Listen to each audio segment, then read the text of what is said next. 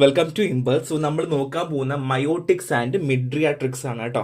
എന്താണ് മയോട്ടിക്സ്, എന്താണ് മിഡ്രിയാട്രിക്സ് എന്ന് ആദ്യം മനസ്സിലാക്കണം. സോ ഇത് രണ്ട് നമ്മുടെ കണ്ണിൽ അഫക്റ്റ് ചെയ്യുന്നത് തന്നെയാണ് കേട്ടോ. പക്ഷേ മയോട്ടിക്സ് എന്ന് വെച്ച് കഴിഞ്ഞാൽ, അല്ലെങ്കിൽ ശ്രദ്ധിക്കുക, മയോട്ടിക്സ് എന്ന് വെച്ചാൽ നമ്മുടെ പ്യൂപ്പിൾ കൺസ്ട്രക്ട് ചെയ്യുന്ന, നമ്മുടെ കൃഷ്ണമണിയില്ല അതിനെ കൺസ്ട്രക്ട് ചെയ്യുന്നതാണ് ചെയ്യുന്നത്. സോ ബേസിക്കലി ഗ്ലൂക്കോമയ്ക്കൊക്കെയാണ് നമ്മൾ ബേസിക് ആയിട്ട് നമ്മൾ ഉപയോഗിക്കുന്നത്. എന്നാൽ മിഡ്രിയാട്രിക്സ് എന്ന് വെച്ച് കഴിഞ്ഞാൽ ഡൈലേറ്റ് ചെയ്യാണ്, വികസിപ്പിക്കുകയാണ് ചെയ്യുക.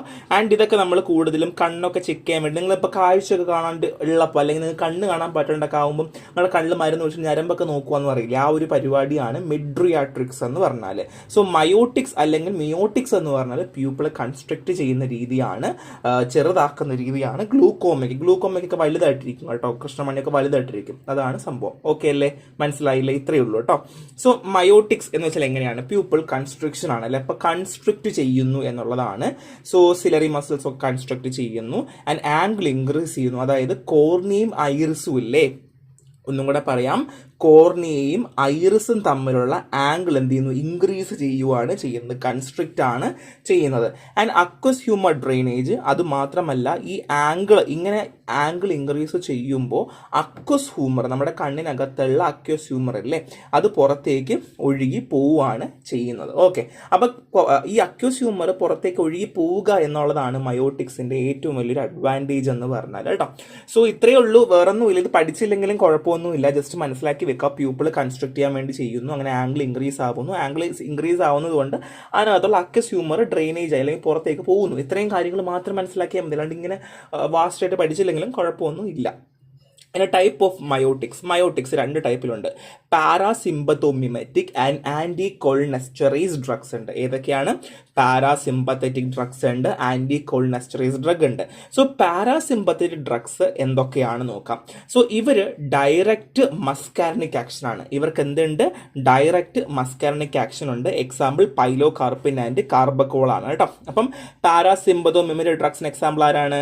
പൈലോകാർപ്പിനും കാർബക്കോളും ആണ്. ഓക്കെ അല്ലേ?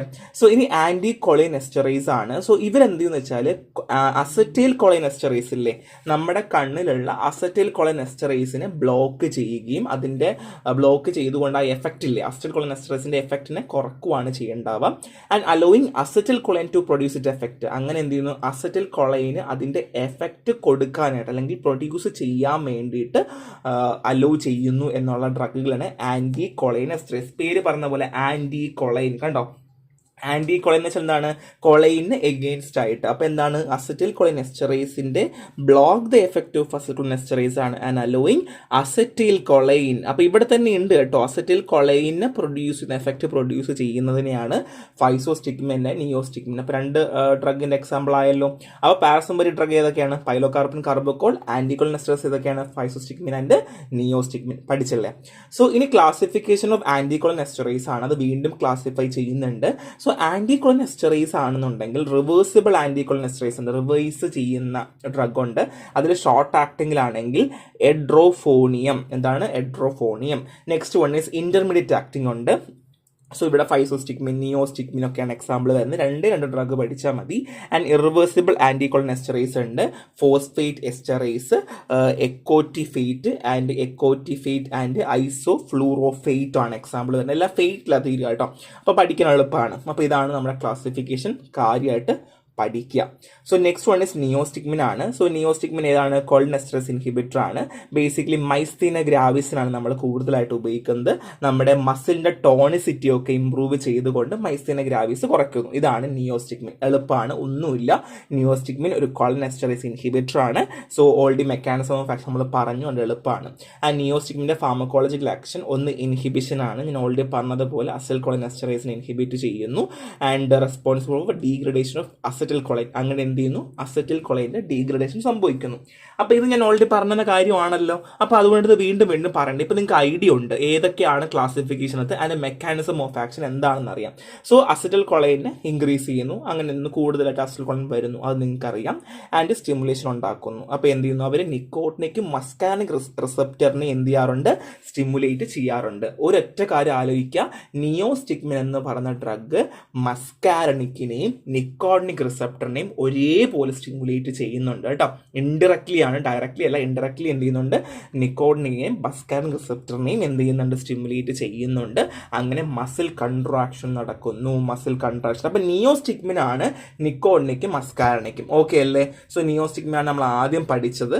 അപ്പൊ അവിടെ നമ്മൾ തുടങ്ങുന്ന ഫസ്റ്റ് ഡ്രഗ് നമ്മൾ ഓൾറെഡി പഠിച്ചു. അപ്പൊ കോൺട്രാ ഇൻഡിക്കേഷൻ നോക്കിയാലോ. So first one is indication നോക്കാം. നമ്മൾ എന്തിനൊക്കെ ഉപയോഗിക്കുന്നു? മയോട്ടിക്സ് ആണ്, മൈസ്തന ഗ്രാവിസിന് ഉപയോഗിക്കുന്നു, and reversal of non depolarised muscle relaxant ആണ്. അപ്പം ഒരു മസിൽ റിലാക്സൻറ്റും കൂടെയാണ് കേട്ടോ. സോ കോൺട്രാ ഇൻഡിക്കേഷൻ പറയുവാണെങ്കിൽ ഹൈപ്പർ സെൻസിറ്റിവിറ്റി ഉള്ള ആൾക്കാർക്ക് നമുക്കിത് കൊടുക്കാൻ പറ്റില്ല. ഓൾറെഡി ബ്രോമൈറ്റ്സിനൊക്കെ ഹിസ്റ്ററി ഉള്ള പേഷ്യൻ്റ് ആണെങ്കിൽ കൊടുക്കാൻ പറ്റില്ല.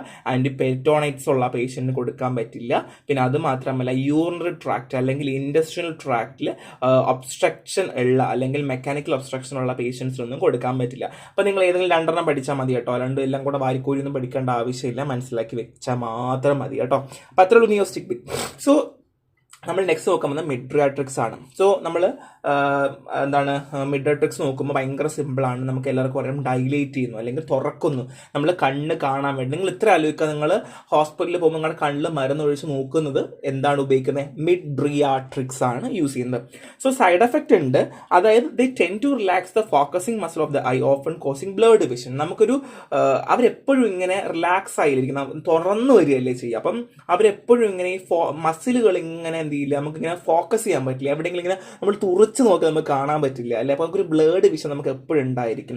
So one set of action പറയുകയാണെങ്കിൽ നമുക്ക് മാക്സിമം 30 മുതൽ 60 മിനിറ്റ് വരെ നമുക്ക് എന്ത് ചെയ്യാൻ കിട്ടും? മിഡ്രിയാട്രിക്സ് കിട്ടും. പിന്നെ അത് ചില സമയത്ത് കൂടാറുണ്ട്. എനിക്കൊക്കെ ഒഴിച്ചാൽ പിറ്റേ ദിവസം വരെ ഉണ്ടാവും കേട്ടോ. പിറ്റേ ദിവസം കണ്ണൊന്നും കാണാൻ പറ്റത്തില്ല. ഞാൻ അന്ധനാണ്, ഒരിക്കലും കണ്ണൊഴിച്ചിട്ട് വണ്ടി പോലും ഓടിക്കാൻ പറ്റില്ല. എനിക്ക് വെളിച്ചമൊക്കെ അകത്തേക്ക് നല്ലപോലെ കയറും. കാര്യം വൈഡപ്പൻ ആയിരിക്കുമല്ലോ, തുറന്നിരിക്കുമല്ലേ.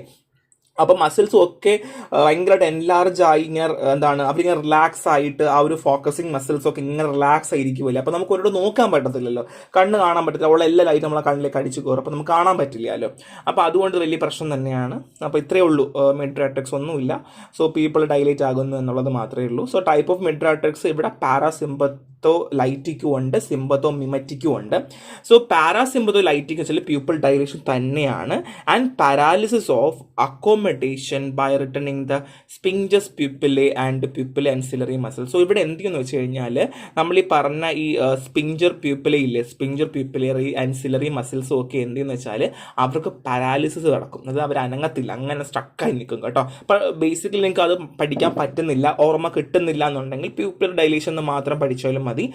പ്യൂപ്പിൾ ഡൈലേഷൻ ഉണ്ടാകുമെന്ന് മാത്രം പഠിക്കുക. അങ്ങനെ എന്ത് ചെയ്യുന്നു, അവിടെ intensive to acetylcholine. So basically എന്ത് ചെയ്യുന്നു, ഇൻറ്റൻസീവ് ടു അസറ്റൽ കൊളൈൻ, അത് അസറ്റൽ കൊളൈൻ ഇൻറ്റൻസീവ് ആകുന്നു എന്നുള്ളത് മാത്രമേ ഉള്ളൂ. സോ പ്യൂപ്പിൾ ഡൈലേഷൻ ഉണ്ടാകുന്നു എന്നുള്ളത് മാത്രം പഠിച്ചാലും മതി. ആൻഡ് നെക്സ്റ്റ് വൺ സിമ്പത്തോമിമറ്റിക് ആണ്.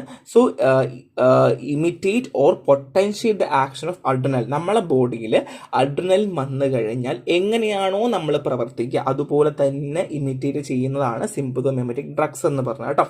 അങ്ങനെ അവരെന്ത് ചെയ്യുന്നു വെച്ചാൽ പ്യൂപ്പിൾ ഡൈലേഷൻ ഉണ്ടാകുന്നു. ഇവിടെ പോലെ തന്നെ പ്യൂപ്പിൾ ഡൈലേഷൻ. അപ്പോൾ നിങ്ങൾ കാര്യം ചെയ്യും, പ്യൂപ്പിൾ ഡൈലേഷൻ എന്ന് മാത്രം പഠിച്ചാൽ മതി കേട്ടോ. അപ്പോൾ നിങ്ങൾക്ക് എളുപ്പമാണ്. ടൈപ്പ് ഓഫ് മിഡ്രിയാട്രിക്സ് എന്ന് പറയുമ്പോൾ തന്നെ പാരാസിമ്പത്തോലൈറ്റിക്കും ഉണ്ട്, സിമ്പത്തോമിമറ്റിക്കും ഉണ്ട്. രണ്ടും പ്യൂപ്പിൾ ഡൈലേഷൻ ആണെന്ന് പഠിച്ച് വെക്കാൻ തന്നെ പറ്റും. സോ ഇവർ പാരാസിമ്പത്തോലൈറ്റിക് ഡ്രഗ്സ് ആണ്, ഞാൻ ഓൾറെഡി പറഞ്ഞതുപോലെ. ഇത്രയേ ഉള്ളൂ. അപ്പോൾ രണ്ടിൻ്റെയും മനസ്സിലായി, എന്താണ് എൻ്റെ മെക്കാനിസം ഓഫ് ആക്ഷൻ മനസ്സിലായി. ഇത് വെച്ച് തന്നെ നമുക്ക് തള്ളി എഴുതാൻ പറ്റും കേട്ടോ.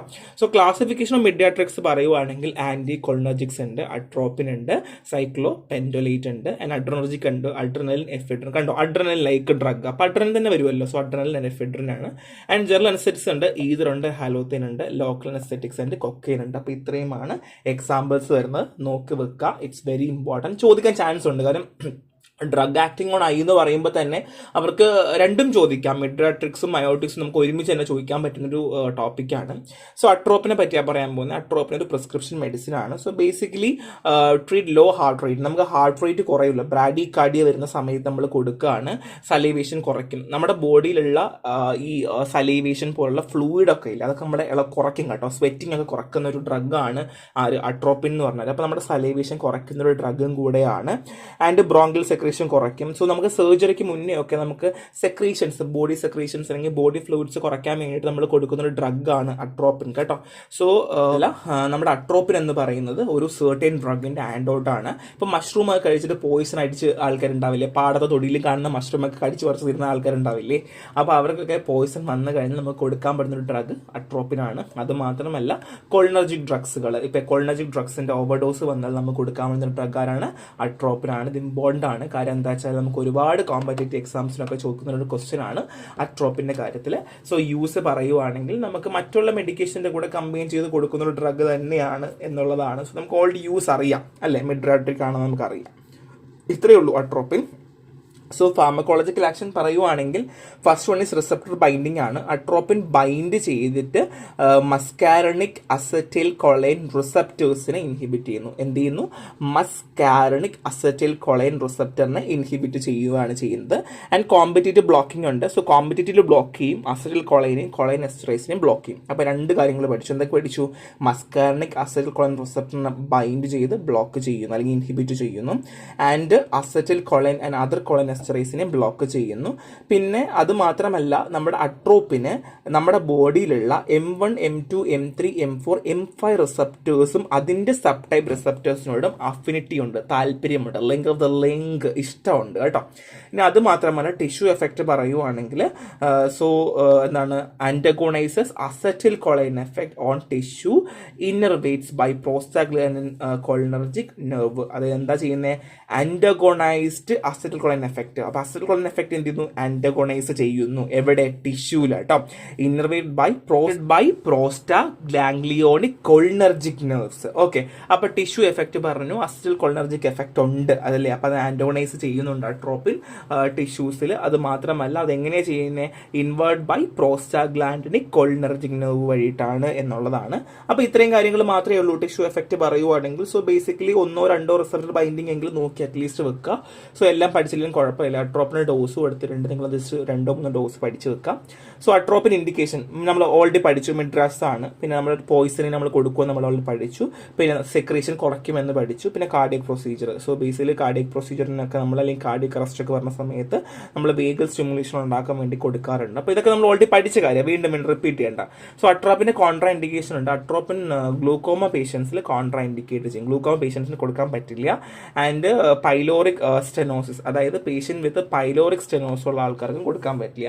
സോ ഇതിൽ കോൺട്രാ ഇൻഡിക്കേഷൻ എല്ലാം പഠിച്ചില്ലെങ്കിൽ കുഴപ്പമില്ല. മിക്കവാറും ആൾക്കാർ നൗസിയ വോമിറ്റിംഗ് എന്നൊക്കെ പറഞ്ഞ് എഴുതും. നിങ്ങൾക്ക് അത് എഴുതുന്നതിൽ കുഴപ്പമൊന്നുമില്ല. പക്ഷേ സ്പെസിഫിക് ആയിട്ടുള്ളതും കൂടെ എഴുതിയാൽ നിങ്ങൾക്ക് എന്ത് കിട്ടും? മാർക്ക് കിട്ടും കേട്ടോ. അപ്പോൾ അതുകൊണ്ട് അതും കൂടെ നോക്കുക. സോ പൈലോറിക് സ്റ്റെനോസിസ് എന്ന് പറഞ്ഞാൽ നമ്മുടെ സ്റ്റൊമക്കും സ്മോൾ ഇൻറ്റസ്റ്റിനും ഇല്ല, അവിടെ ഉണ്ടാകുന്ന വൈഡ് ഓപ്പണിങ്, തുറന്നു പോകുന്ന ഒരു പരിപാടിനെയാണ് നമ്മൾ ഈ പൈലോറിക് സ്റ്റെനോസിസ് എന്ന് പറഞ്ഞാൽ. കുഞ്ഞു കുട്ടികളാണ് കൂടുതലും കാണാറുള്ളത്. ആൻഡ് തൈറോ ടോക്സിക്കോസ് ആണ്. സോ തൈറോ ടോക്സിക്കോസ് ആയിട്ടുള്ള പേഷ്യൻസിന് കോൺട്രാ ഇൻഡിക്കേറ്റ് ചെയ്യും. And other condition like fever, urinary tract obstruction, ileus ഒക്കെ ഉള്ള പേഷ്യൻറ്റിലൊക്കെ കോൺട്രാ ഇൻഡിക്കേറ്റ് ചെയ്യും എന്നുള്ളതാണ്. സോ ഇത്രയേ ഉള്ളൂ, സിമ്പിളാണ്, ഒന്നുമില്ല. 2 ഡ്രഗേ ഉള്ളൂ. അട്രോപ്പിൻ പഠിച്ചു, നിയോസ്റ്റിക്മിൻ പഠിച്ചു. 2 നോക്കി വെക്കുക. It's very important. അതോടെ ഈ ചാപ്റ്റർ തീരുന്നു. വേറൊന്നും നമുക്ക് പഠിക്കാൻ ഒന്നും കൂടെ ഒന്ന് ഓടിച്ച് പറഞ്ഞു തരാം. അപ്പൊ എന്തൊക്കെ ഞാൻ പറഞ്ഞ ഇവിടെ നമ്മൾ എന്തൊക്കെ പറഞ്ഞു? മയോട്ടിക്സ് പറഞ്ഞല്ലേ, എന്ത് ചെയ്യുന്നു? കൺസ്ട്രക്ട് ചെയ്യുന്നു. മറ്റതാണെങ്കിലോ തുറന്നു പോകുന്നു. സോ പീപ്പിൾ കൺസ്ട്രക്ഷൻ, ആംഗിൾ കൊടുന്നു, അക്വസ്യൂമർ പുറത്തേക്ക് പോകുന്നു. 2 ടൈപ്പ് ഉണ്ട്, പാരാസിമ്പത്തോമിമറ്റിക് ആൻഡ് ആന്റികോളിൻ എസ്റ്ററേസ് ഉണ്ട്. ക്ലാസിഫിക്കേഷൻ പറഞ്ഞു, റിവേഴ്സിബിൾ ഉണ്ട്, ഇന്റർമീഡിയറ്റ് ഉണ്ട്, ഇറിവേഴ്സിബിൾ ഉണ്ട്. എളുപ്പം റിവേഴ്സിബിൾ, ഇന്റർമീഡിയറ്റ്, റിവേഴ്സിബിൾ എളുപ്പമല്ലേ. സോ നിയോസ്റ്റിക്മിന്റെ കാര്യം പറഞ്ഞു, മൈസ്തീന ഗ്രാവിസിന് യൂസ് ചെയ്യാറുണ്ട്. സോ ഇൻഹിബിഷൻ അസിറ്റൈൽകൊളൈൻ ഇൻക്രീസ് ചെയ്യുന്നു ആൻഡ് സ്റ്റിമുലേഷൻ ഇൻക്രീസ് ചെയ്യുന്നു എന്നുള്ളതാണ്. ആൻഡ് ഇൻഡിക്കേഷൻസ്, കോൺട്രാ ഇൻഡിക്കേഷൻ നിങ്ങൾക്ക് പറയാം. മിഡ്രാട്രിക്കിന്റെ കാര്യം പറഞ്ഞു, 30 to 60 മിനിറ്റ്സ് ആണ്. സോ ബേസിക്കലി പ്യൂപ്പിൾ ഡൈലേറ്റ് ചെയ്യുന്നു, ഓപ്പൺ അപ്പ് ആവുന്നു. പാരാസിമ്പതലൈറ്റിക് ഉണ്ട്, സിമ്പതോമിമറ്റിക് ഉണ്ട്. So anticholinergic, adrenergic, general anaesthetic, local anaesthetics ആണ് ഉള്ളത്. സോ അട്രോപ്പിന്റെ യൂസ് ഞാൻ പറഞ്ഞു. ബ്രാഡി കാർഡിയക് ഉപയോഗിക്കാറുണ്ട്, സെക്രീഷൻസ് കുറയ്ക്കാൻ വേണ്ടി ഹെൽപ്പ് ചെയ്യാറുണ്ട് എന്ന് പറഞ്ഞു. So pharmacological action, receptor binding ഉണ്ട്, കോമ്പറ്റേറ്റീവ് ബ്ലോക്കിംഗ് ഉണ്ട്, റിസപ്റ്റർ അഫിനിറ്റി ഉണ്ട്. സോ ഇത്രയേ ഉള്ളൂ, വേറൊന്നും ഇല്ലല്ലോ. ബാക്കിയെല്ലാം സിമ്പിൾ അല്ലേ, നമ്മളെല്ലാം ഓൾറെഡി പഠിച്ച കേസാണ്. അപ്പോൾ നന്നായിട്ട് പഠിക്കുക, ആവശ്യമുള്ളത് മാത്രം എടുത്ത് പഠിക്കുക. 10 മാർക്കിനും 5 മാർക്കിനും ചോദിച്ചാൽ എത്ര എഴുതണം എന്ന് നിങ്ങൾ മനസ്സിൽ കണക്ക് കൂട്ടി തന്നെ പഠിച്ചു പോകാം കേട്ടോ. അപ്പം താങ്ക് യു, നെക്സ്റ്റ് കാണാം, ബൈ.